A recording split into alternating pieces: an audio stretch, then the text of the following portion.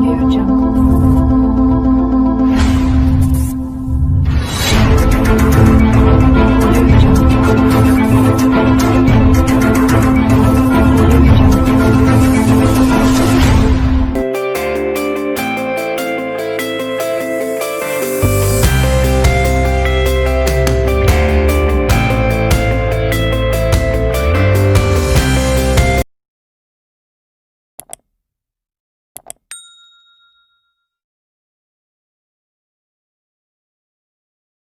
Cramer's rule: if a1x plus b1y is equal to c1 and a2x plus b2y is equal to c2 are the simultaneous equations, then x is equal to dx upon d and y is equal to dy upon d, where d, dx and dy are the three determinants with order 2. आता पहिला जो determinant आहे D, त्याच्यामध्ये पहिल्या कॉलममध्ये दिलेल्या जे general equation दोन दिलेले आहेत सायमल्टेनियस इक्वेशनमध्ये, त्याच्यात पहिल्या कॉलममध्ये एक्सचे कोइफिशियंट आणि दुसऱ्या कॉलममध्ये वायचे कोइफिशियंट अशी लिहिले. नंतर डी एक्स हा जो दुसरा डिटर्मिनंट आहे, तर तो डिटर्मिनंटमध्ये आपण व्हेरिएबल एक्सची व्हॅल्यू काढण्यासाठी वापरणार आहेत, म्हणून एक्सच्या कोइफिशियंट जे A1 A2 पहिल्या कॉलममध्ये होते त्याच्या जागेवर आपण कॉन्स्टंट टर्म C1 C2 लिहिणार आहेत आणि वायचे कोइफिशियंट सेकंड कॉलममध्ये जशीचे तशी B1 B2. त्याच्यानंतर तिसरा जो डिटर्मिनंट आहे डी वाय, त्याच्यात वायची व्हॅल्यू काढण्यासाठी हा डिटर्मिनंट आपण वापरणार आहेत, म्हणून त्याच्यात वायचे जे कोइफिशियंट आपण सेकंड कॉलममध्ये लिहितो त्याच्या जागेवर कॉन्स्टंट टर्म राहतील C1 C2 आणि पहिल्या कॉलममध्ये एक्सचे कोइफिशियंट A1 A2 जसेचे तसे राहतील. या तिघं डिटर्मिनंटची व्हॅल्यू आधी काढून घ्यायची आणि या तिघं डिटर्मिनंटची व्हॅल्यू हे जे आपण फॉर्म्युले लिहिले आहेत वर, x is equal to D x upon d आणि y is equal to d y upon d, या दोघं फॉर्म्युल्यांमध्ये या तिघं डिटर्मिनंटची व्हॅल्यू टाकली तर आपल्याला व्हेरिएबल एक्स आणि वायच्या व्हॅल्यू मिळतात. आता आपण प्रॅक्टिस सेट 1.3मधले क्वेश्चन फर्स्ट आणि क्वेश्चन सेकंड आपला सॉल्व करून झाला आहे. आता क्वेश्चन थर्डला सुरुवात करूया. तर क्वेश्चन थर्डमध्ये आपल्याला सायमल्टेनियस इक्वेशन सॉल्व करायचे आहेत क्रॅमर्स रूलनुसार. तर त्याच्यातलं पहिलं इक्वेशन बघा, एक्झाम्पल बघा. There are two linear equation in two variables. 3x minus 4y is equal to 10 and 4x plus 3y is equal to 5. आता आपण हे दोघं इक्वेशन हे जनरल फॉर्ममध्ये मांडलेले आहेत, म्हणून जशीचे तसे हे एकमेकांखाली लिहून घेऊ. 3x minus 4y is equal to 10 आणि सेकंड इक्वेशन आहे 4x plus 3y is equal to 5. आधी डिटर्मिनंट डीची व्हॅल्यू काढूया. पहिला जो डिटर्मिनंट आहे त्याच्यात पहिला जो कॉलम आहे तो एक्सच्या कोइफिशियंटचा आहे. एक्सच्या कोइफिशियंट दोघं इक्वेशनमध्ये काय, पहिल्या इक्वेशनमध्ये 3 आहे, दुसऱ्या इक्वेशनमध्ये 4 आहे. सेकंड कॉलममध्ये वायचे कोइफिशियंट, पहिल्या इक्वेशनमध्ये -4, सेकंड इक्वेशनमध्ये 3. आता या डिटर्मिनंटची व्हॅल्यू आपण काढून घेऊ. क्रॉस मल्टिप्लिकेशनने आपण सॉल्व केलेलेच आहेत. 3 × 3 -4 हा निगेटिव्ह असल्यामुळे ब्रॅकेट वापरा. -4 × 4 is equal to 3 × 3 9 -+16. Therefore determinant D is equal to 25. म्हणजे पहिला जो डिटर्मिनंट आहे आपला डी, त्याची व्हॅल्यू मिळाली 25. आता दुसरा डिटर्मिनंट घेऊया आपण डी एक्स. आपण क्रॅमर्स रूलमध्ये आधीच बघितलं आहे. आता डी एक्स आपण व्हेरिएबल एक्सची व्हॅल्यू काढण्यासाठी वापरणार आहेत, म्हणून एक्सचे जे कोइफिशियंट आपण लिहिले होते डिटर्मिनंट डीमध्ये त्याच्या जागेवर कॉन्स्टंट टर्म येतील 10 5 आणि दुसऱ्या कॉलममध्ये वायचे कोइफिशियंट जसेचे तसे -4 3. आता पुन्हा या डिटर्मिनंटची व्हॅल्यू काढूया. Is equal to 10 × 3 -4 × 5 is equal to 30 -+20 is equal to 50. ही झाली कोणत्या डिटर्मिनंटची व्हॅल्यू, डी एक्सची. आता पुढचा डिटर्मिनंट घेऊ आपण D Y. D Y is equal to, आता डी वाय व्हेरिएबल वायची किंमत काढण्यासाठी वापरणार आहेत, म्हणून वायचे कोएफिशियंट सेकंड कॉलममध्ये आपण जे लिहितो तिथं आपण कॉन्स्टंट टर्म लिहिणार आहेत 10, 5. आणि पहिल्या कॉलममध्ये एकचे कोएफिशियंट जसेचे तसे, वायचे कोएफिशियंट येणार नाही तिथं. 3, 4. आता पुन्हा याची व्हॅल्यू काढूया. 3 × 5 minus 10 × 4 is equal to 15 minus 40 is equal to minus 25. ही कोणत्या डिटर्मिनंटची व्हॅल्यू आली? डी वायची. आता आपण क्रॅमर्स रूल वापरूया. तर ते आपण जे डिटर्मिनंट काढले त्याच्या खाली लिहूया by Cramer's rule.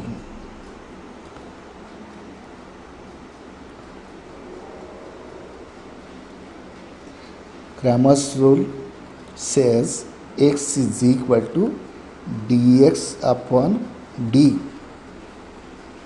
and y is equal to dy upon d. आता आपण तिघं डिटर्मिनंटची व्हॅल्यू टाकून देऊ. x is equal to D X काय आला आहे 25, 50. डी एक्स आला आहे 50 upon 25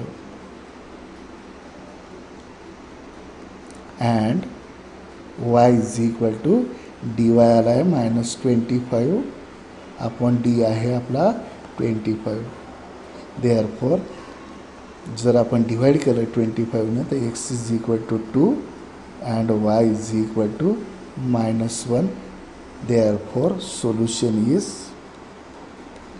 in bracket x comma y is equal to in bracket 2 comma -1. हे झालं दिलेल्या सायमल्टेनियस इक्वेशनचं सोल्युशन. त्याच्यानंतर आपण दुसरं एक्झाम्पल बघूया.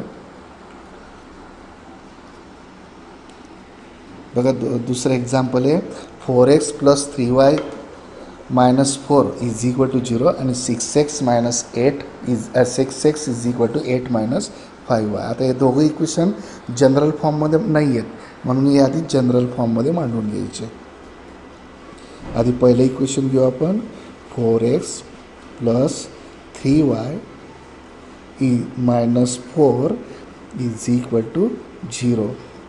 Therefore 4x + 3y is equal to हा -4 राईट हँड साईडला जाताना +4 होईल. याला वाटलं तर आपण इक्वेशन नंबर 1 देऊन टाकूया. आणि नाव second equation 6x is equal to 8 - 5y. Therefore 6x 5yची राईट हँड साईडला जी टर्म आहे ती लेफ्ट हँड साईडला आणूया. +5y is equal to 8. हे पण जनरल इक्वेशनमध्ये आपण कन्वर्ट केलं, त्याला आपण नंबर सेकंड देऊन टाकू. आणि त्याच्यानंतर नेहमीप्रमाणे तिघं डिटर्मिनंटच्या व्हॅल्यू काढूया. पहिला डिटर्मिनंट पहिला जो कॉलम आहे तो एकच्या कोइफिशियंटचा. इक्वेशन 1 आणि 2मध्ये बघा कोइफिशियंट आहेत 4, 6. त्याच्यानंतर वायचे कोइफिशियंट आहेत 3, 5. नेहमीप्रमाणे याची किंमत काढूया. 4 × 5 - 3 × 6 is equal to 20 - 18. Therefore determinant D is equal to 2. ही डिटर्मिनंट डीची व्हॅल्यू आली. आता आपण दुसरा डिटर्मिनंट काढूया dx. आता हा व्हेरिएबल एक्ससाठी आहे, म्हणून व्हेरिएबल एक्सच्या कोइफिशियंट जे आहेत त्याच्या जागेवर आपण कॉन्स्टंट टर्म लिहिणार आहेत. इक्वेशन 1 आणि 2मध्ये बघा कॉन्स्टंट टर्म काय आहेत 4, 8. आणि सेकंड कॉलममध्ये वायचे कोइफिशियंट 3, 5. पुन्हा या डिटर्मिनंटची व्हॅल्यू काढू आपण. Is equal to 4 × 5 - 3 × 8 is equal to 20 - 24 is equal to -4. This is the value of determinant D X. त्याच्यानंतर आपण तिसरा डिटर्मिनंट घेऊया. Determinant D Y.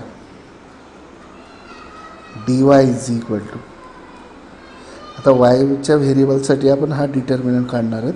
त्याच्यात वायच्या कोइफिशियंट आपण सेकंड कॉलममध्ये जे लिहितो त्याच्या जागेवर आता आपण कॉन्स्टंट टर्म लिहिणार आहेत 4, 8. आणि फर्स्ट कॉलममध्ये एकची कोइफिशियंट जशीच्या तशी. एकची कोइफिशियंट होते आपलं 4, 6. मग आता त्याची व्हॅल्यू काढूया. म्हणजे 4 × 8 minus 4 × 6, 32 minus 24 is equal to 8. This is the value of determinant dy. आणि मग तिघं डिटर्मिनंटची व्हॅल्यू काढली की त्याच्यानंतर आपण क्रॅमर्स रूल वापरूया. Therefore by Cramer's rule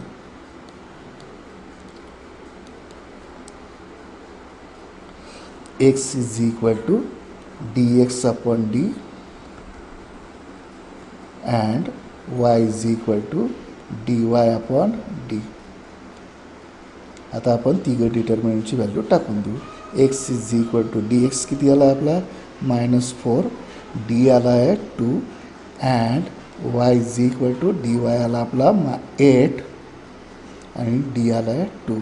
therefore x is equal to 2ने डिवाइड करा -2 and y is equal to 4. Means solution is -2, 4.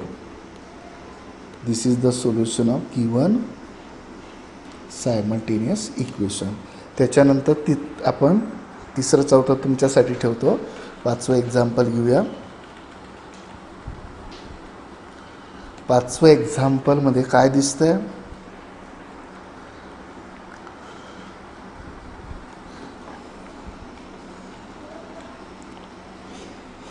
फक्त व्हेरिएबल जे आपले एक्स आणि वाय होते त्याच्याऐवजी आता एम आणि एन आलेले आहेत. दोघं इक्वेशन हे जनरल फॉर्ममध्ये ऑलरेडी आहेत, म्हणून फक्त ते आपण एकाखाली एक मांडून घेऊया. 4m + 6n is equal to 54 आणि 3m + 2n is equal to 28. आता आपण नेहमी आधी डिटर्मिनंट डीची व्हॅल्यू आपण काढून घेऊ. पहिला कॉलम कसला घेणार आता, एमच्या कोइफिशियंटचा 4, 3 आणि सेकंड कॉलममध्ये एनच्या कोइफिशियंटचा 6, 2. आता पुन्हा क्रॉस मल्टिप्लिकेशनने डिटर्मिनंटची व्हॅल्यू काढूया. 4 × 2 -6 × 3 is equal to 8 - 18 is equal to -10. ही कोणत्या डिटर्मिनंटची व्हॅल्यू आली, डिटर्मिनंट डीची व्हॅल्यू. त्याच्यानंतर व्हेरिएबल आता एक्स आणि वायच्या ऐवजी एम आणि एन आहे, म्हणून दुसरा डिटर्मिनंट डी एक्सच्या ऐवजी घ्यायचा डी एम. त्याच्यात एमचे कोइफिशियंट येणार नाहीत, त्याच्या जागेवर कॉन्स्टंट टर्म राहतील. कॉन्स्टंट टर्म काय आहेत आपले 54, 28 आणि दुसऱ्या कॉलममध्ये एनचे कोइफिशियंट जसेच्या तसे 6, 2. पुन्हा याची व्हॅल्यू काढूया. 54 × 2 -6 × 28 is equal to 54 × 2 108 minus 6 into 28 168. Therefore determinant dm is equal to -60. आता पुढचा डिटर्मिनंट घेऊया dn. वायच्या ऐवजी n व्हेरिएबल आहे म्हणजे dn. आता nची कोइफिशियंट येणार नाहीत, ते सेकंड कॉलममध्ये होते, त्यांच्या जागेवर आता आपण कॉन्स्टंट टर्म टाकणार आहेत 54, 28 आणि फर्स्ट कॉलममध्ये एमची कोइफिशियंट 4, 3. आता त्याची व्हॅल्यू काढून घेऊ आपण. 4 into 28 minus 3 into 54 is equal to 4 into 28 112 minus 54 into 3 162 is equal to minus 50. This is the value of determinant dn. आणि मग क्रॅमर्स रूल वापरूया. Therefore by Cramer's rule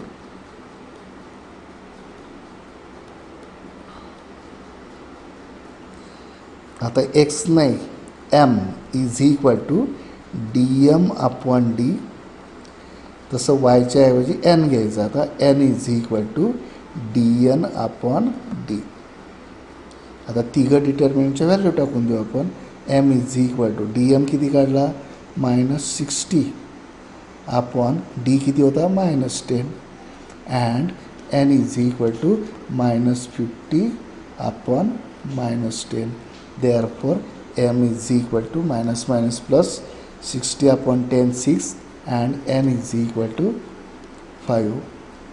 Therefore solution in bracket m comma n is equal to 6 comma 5. This is the solution of given simultaneous equation. आता पुढचं example घेऊ आपण. Example number 6 बघा. आता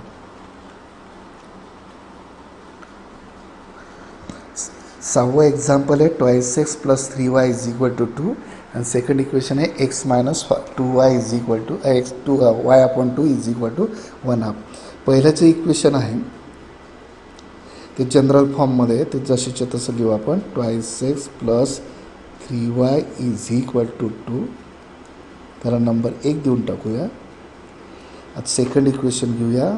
नाव x minus y upon 2 is equal to 1/2. तर या ठिकाणी वायचा कोएफिशियंट आणि कॉन्स्टंट टर्म हे फ्रॅक्शन आहे. तर डिनॉमिनेटरचा 2 हा आपल्याला इलिमिनेट करता येईल पूर्ण इक्वेशनला 2ने मल्टिप्लाय करून. म्हणजे समजा इक्वेशन सेकंडला जर आपण 2ने प्रत्येक टर्मला मल्टिप्लाय केलं तर इक्वेशन येईल आपलं 2x. सेकंड टर्मला 2ने मल्टिप्लाय केलं तर 2 इलिमिनेट होईल minus y is equal to right hand साईडला 1 आपला 2ने मल्टिप्लाय केलं तर 2 कट होईल 1. हे झालं आपलं सेकंड इक्वेशन. आता इक्वेशन 1 आणि 2 वरून तिघं डिटर्मिनंटचे व्हॅल्यू आपण काढूया. Determinant D is equal to with first column 2 2 एकचे कोएफिशियंट घेतले दोघं इक्वेशनवरून आणि सेकंड कॉलममध्ये वायचे कोएफिशियंट 3 मायनस 1. आता नेहमीप्रमाणे याची व्हॅल्यू काढून देऊ. Is equal to 2 into -1 minus 3 into 2 is equal to -2 minus 6 is equal to -8. ही आली डिटर्मिनंट डीची व्हॅल्यू. पुढचा डिटर्मिनंट घेऊ आपण dx. डिटर्मिनंट dxसाठी आपण एकच्या कोएफिशियंटच्या जागेवर कॉन्स्टंट टर्म घेणार आहे. इक्वेशन 1 आणि 2मध्ये कॉन्स्टंट टर्म आहेत 2 1 आणि दुसऱ्या कॉलममध्ये वायचे कोएफिशियंट 3 मायनस 1. पुन्हा या डिटर्मिनंटची व्हॅल्यू काढूया. 2 into -1 minus 3 into 1 is equal to -2 minus 3 is equal to -5. This is the value of determinant ds. पुढचा डिटर्मिनंट घेऊ आपण dy.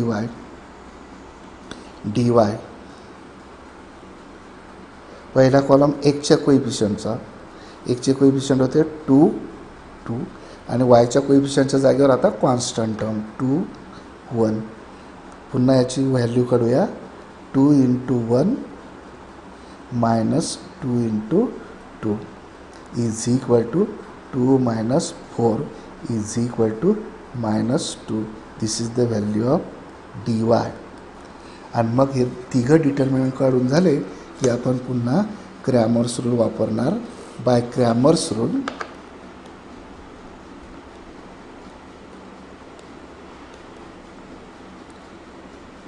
x is equal to dx upon d and y is equal to dy upon d. Therefore x is equal to dx किती मिळाला आपला -5 upon dy d आहे -8 and y is equal to dy आला आपला -2 upon d आहे -8.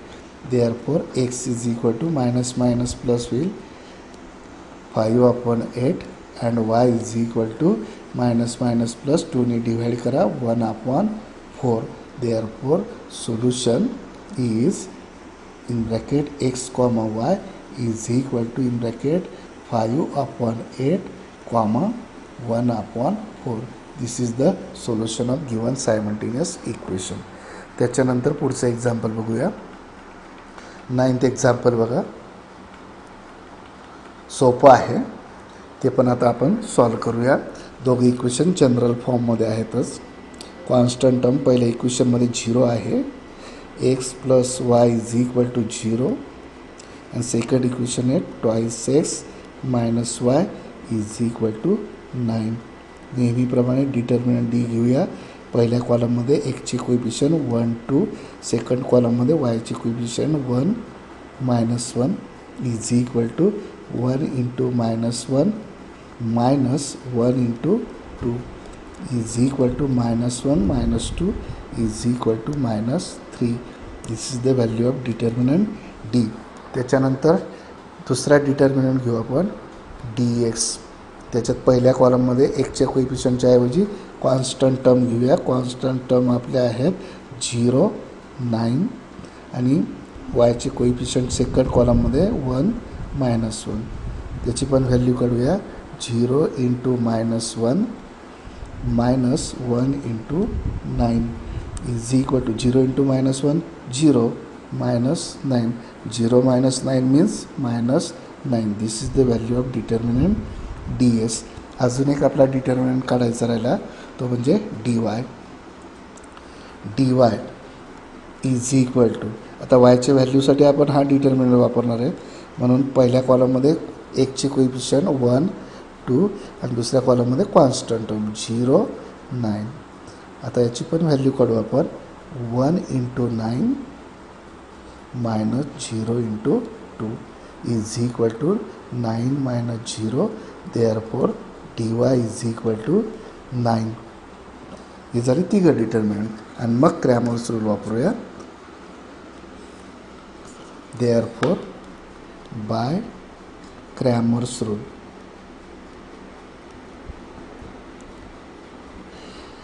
x is equal to dx upon d and y is equal to dy upon d. तिघं डिटर्मिनंटची value टाकूया. x is equal to dx किती काढला -9 upon d आहे -3 and y is equal to dy काढला आपण 9 आणि d आहे -3. सिम्प्लिफिकेशन देऊया. x is equal to minus minus plus 9 upon 3 and y is equal to plus upon minus 9 upon 9 1 means solution is in bracket x comma y is equal to 3 comma -1. This is the equation of this is the solution of given simultaneous equation. Solution लिहिताना नेहमी rounded ब्रॅकेटमध्ये लिहायचं आहे. आता आपण शेवटचं example घेऊया. Cramer's रूलच्या सहाय्याने solve करण्याचं थोडंसं वेगळं दिसतं आहे. त्याच्यापैकी पहिलं जे इक्वेशन आहे ते जनरल फॉर्ममध्ये आहेच. Twice x minus 3y is equal to 4. त्याला नंबर 1 देऊया आणि दुसरं इक्वेशन घेऊया. Thrice y minus x is equal to 4. हे जनरल फॉर्ममध्ये नाही कारण एकची टर्म आधी पाहिजे होती मग ती चिन्हासह पुढे घेऊन टाका. -x वायची टर्म मागे घ्या ती पॉझिटिव्ह आहे plus 3y is equal to 4 आणि मग इक्वेशन 1 आणि 2 वरून तिघं डिटर्मिनंटच्या व्हॅल्यू आपण काढूया. Determinant d with first column 2 एक्सच्या कोएफिशियंटचा -1 आणि दुसरा कॉलम वायच्या कोइफिशियंटचा -3 3 is equal to 2 into 3 -3 into -1 is equal to 6 minus minus plus plus minus minus 3 into 1 3 is equal to 3. This is the value of determinant d. त्याच्यानंतर आपण दुसरा determinant घेतो डी एस. याच्यात पहिल्या कॉलममध्ये जे एकचे कोइफिशियंट लिहिलेत आपण 2 - 1 पहिल्या डिटर्मिनंटमध्ये, त्याच्याऐवजी कॉन्स्टंट टर्म घ्यायचे आहेत. कॉन्स्टंट टर्म आहेत 4 4 4 4 आणि दुसऱ्या कॉलममध्ये वायचे कोइफिशियंट -3 +3. पुन्हा याची पण व्हॅल्यू काढूया. Is equal to 4 into 3 -3 into 4 is equal to 12 minus minus plus 12. Therefore D X is equal to 24. हे दुसरा डिटर्मिनंट. तिसरा डिटर्मिनंट आहे आपला D Y is equal to पहिल्या कॉलममध्ये एकची कोइफिशियंट, पहिल्या कॉलममध्ये एकची कोइफिशियंट काय होते आपले 2 - 1 आणि वायच्या कोइफिशियंटच्या ऐवजी आपल्याला घ्यायचे constant term 4 4 is equal to 2 into 4 -4 into in bracket -1 is equal to 8 minus minus plus 4 is equal to 12. This is the value of determinant D Y. आणि मग क्रॅमर्स रूल वापरूया. Therefore by Cramer's rule, Cramer says x is equal to dx upon d and y is equal to dy upon d. तिघं डिटर्मिनंटचे value टाकूया. x is equal to dx काढला आपण 24 upon d आपला 3 and y is equal to dy काढला 12 आणि d आहे आपला 3. Therefore x is equal to 8 and y is equal to 4. Means solution is in bracket x comma y is equal to in bracket 8 comma 4. This is the solution of given simultaneous equation. असे हे आपण जवळजवळ 6-7 example आपण घेतलेले आहेत. राहिलेले example तुम्ही solve करा.